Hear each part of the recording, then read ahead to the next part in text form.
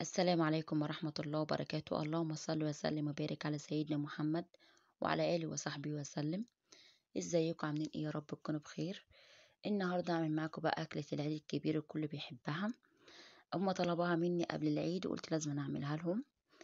هعمل معاكم إن شاء الله ممبار وكرشة وطحال، إن شاء الله الطريقة تعجبكم. أول حاجة بعملها معاكم إن أنا بقلل الممبار التقلية. زي ما انتم شايفين كده حطيت السمنة والبصل، وحطيت معلقة الشطة والكزبرة والكمون والفابريكا، وبسيب بقى ايه ومعلقة توم. بسيب التقلية تتسبك زي ما انتم شايفين كده. يعني بقلل اول البصل والثوم لحد ما يحمروا، وبطشها بالطماطم. طبعا عندي بقى هنا الكرشة والممبار، هنضفهم برضو ان شاء الله معاكم.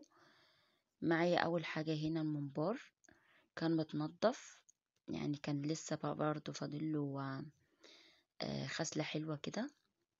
ومعايا هنا الكرش والطحال زي ما انتم شايفين كده، ده الكرش.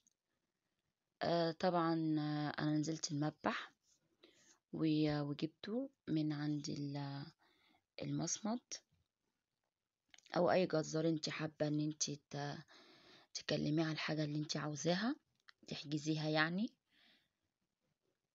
بيجيبها لك زي ما انت عاوزه. معايا هنا خلاص البصلايه هتحمر بالشكل ده، بطشها بالطماطم. طبعا انا هنا عاوزة كمية كبيرة يعني عشان الممبار، فبعمل على قد التقلية، يعني بكتر في التقلية عشان يكفي الحشوة او بالشكل ده.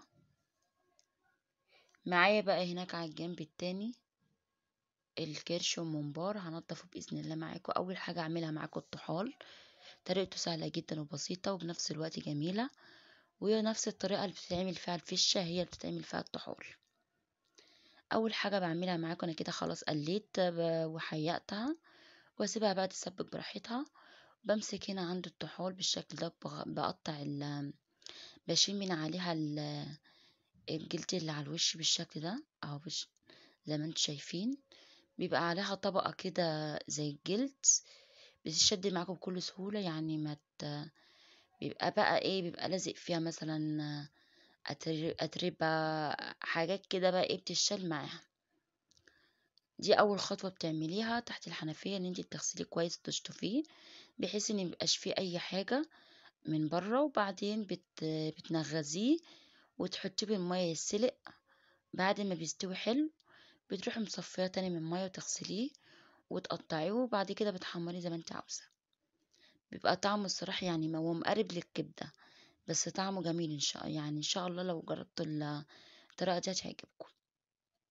او بالشكل ده بنغزه عشان يخرج في قلب المية الحاجات اللي هو اللي جواه. هنا انا حطيته في المية زي ما انتم شايفين كده، اسيبه بقى ايه يسلق براحته، واروح بقى انضف معاكم على الجنب التاني الكرش والممبار. هنا كان السلق معايا، زي ما انتم شايفين كده بقى اخرج المواد اللي فيه او السوائل اللي فيه، وكان استوى. فباخده تحت الحنفية، هو باخده ايه اهم حاجة ان هو يستوي كويس. انا هنا كنت غسلت الحلة اللي كنت سالقة فيه، ومسكته تحت الحنفية بقى شطفت شطفة حلوة عشان ميبقاش فيه زفارة ولا حاجة. وبعدين قطعته، بتقطعيه بقى مكعبات بتصغريه عن كده حسب ما انت حابة، يعني ايه الحجم اللي انت عاوزاه.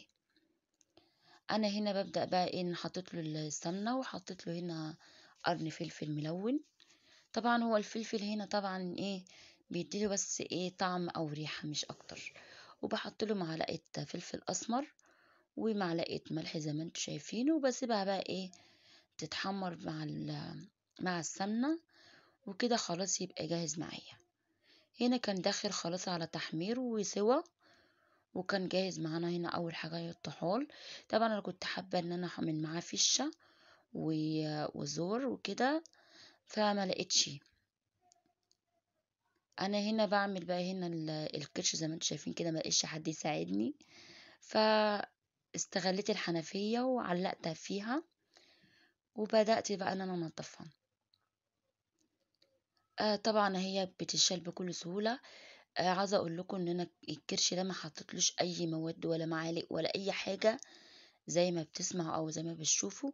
لأ، أنا هنا كان حطيته بالفريزر لمّا تلّج وعمل تلج يعني. كنت يعني جايباه قبل ما أعمله، وبدأت إن هو سِبته بقى حطيته في مَيّة بعد ما تلّج وفَك من المَيّة بتاعته، وبدأت إن أنا أنضّفه كده بكل سهولة اتشال معايا وبقى زي البفتة البيضا. يعني ما خدش منّي مجهود ولا مَيّة مغلية ولا بيكنج باودر ولا برشام ولا أي حاجة من اللي أنتم بتسمعوا عنها. أهو زي ما أنتم شايفين كده، هو اللي أنا عملته اللي أنا جِبته قبلها بكام يوم وحطيته بالفريزر. التلج بقى لمّا تلِّج هو طلع مع التلج، سِبته يفُك وزي ما أنتم شايفين كده زي البفتة البيضا. أهو زي ما أنتم شايفين كده، يعني ما خدتش منّي أي مجهود. باشطفها حلو يعني وبالملح والخل والمَيّة، وبعدين باقطّعها وأورّيها لكم بقى إيه طريقة عمايلها سهلة جدًا. ده الضهرية زي ما أنتم شايفين كده. يعني أنا برضه قطّعت شِلت الدهون اللي فيه، وهنا كان خلاص اتنضّف معايا. باحاول بقى اللي أنا إيه أخرّج أي روائح أو أي حاجة فيه واغسلها بالملح. وهنا كان بعد ما اتقطّع زي ما أنتم شايفين كده. دخلت بقى على الممبار. طبعًا الممبار كان مغسول غسلة حلوة بالملح برضه والخل. بس هنا بقى إيه قلبته زي ما أنتم شايفين كده، وبعد ما باقلبه بامشّي عليه بالمعلقة أو بالسكينة بيخرّج المادة اللي جواه، وبعدها باشطفه شطفة وبعدين بارجّعه تاني باقلبه ويبقى جاهز معايا على الحشوة. طبعًا معايا هنا الخضرة، ومعايا هنا أنا هاعمل طبعًا الممبار هياخد حشوة برضه يعني كتير، فهابدأ أعمله على كيلو ونص من الرز.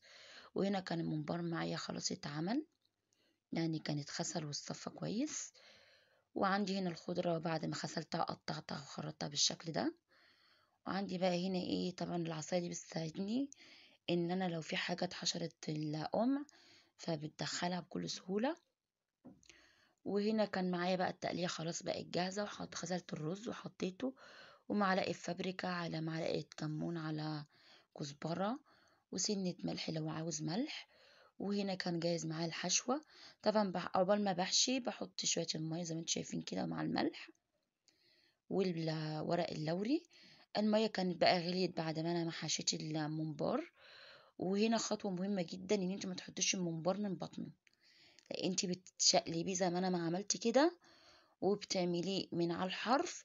طبعا اول ما يلمس المية السخنة فبتلاقي الحروف صغيرة زي ما انتم شايفين كده، يعني بتصغر بتتيق. فلو انتوا حطيتيه من بطنه فبينطر او بيخرج الرز اللي فيه. دي خطوة مهمة جدا. هنا طبعا من برضه زي ما انتم شايفين كده كان استوى وقليته. وهنا الكرشة كانت برضه اتسلقت واستوت كويس جدا بالسليق. وحضرت لها هنا بعد ما غسلتها كويس، بعد ما سلقتها غسلتها برضه. وعندي هنا فلفل برضه ملون وعندي بصل خرطته هنا قطع، والطماطم ما عملتها. وعندي هنا التوابل فابريكا وشطة ومعلقة كزبرة على كمون وملح. ومعايا هنا بقى الحلة بضيف لها السمنة ومعلقة البصل. بتاخد تشويحة بس بسيطة جدا من البصل، يعني مش اللي انا احمر البصلاية. او انا ممكن لو انت حابة ان انت تستغني انت تعمليها ني في ني بالطريقة دي معلقة توم بحطها بتدي برضو طعم حلو برضو مع البصلاية. لو انت مش حابة ان انت تعمليها ني في ني زي ما انا ما بعملها كده، ممكن ان انت تحطي صلصة من التسبيكة اللي انت عاملاها للممبار. طبعا انا ما بحمرش البصلاية قوي، بخليها بس تاخد ايه حاجة تشويحة بسيطة جدا او تدبل. وبقلب فيها البصل والثوم زي ما انتم شايفين كده، وبحط لها التوابل. فما تاخدش اي وقت لان هي زي ني في ني، يعني مش محتاجة ان انا اقليها.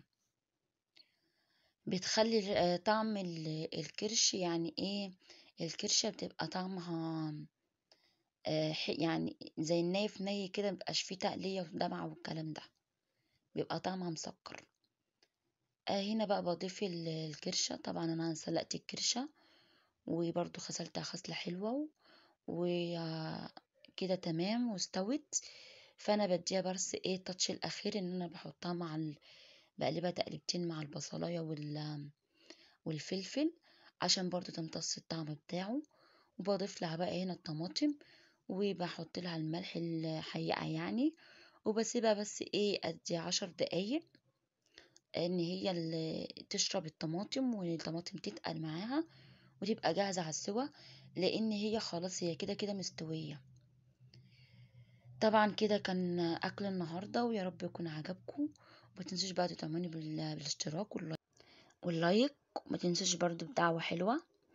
ربنا يسعد اوقاتكم بكل خير، وكل سنة وانتم طيبين بمناسبة قرب العيد الكبير، والسلام عليكم ورحمة الله.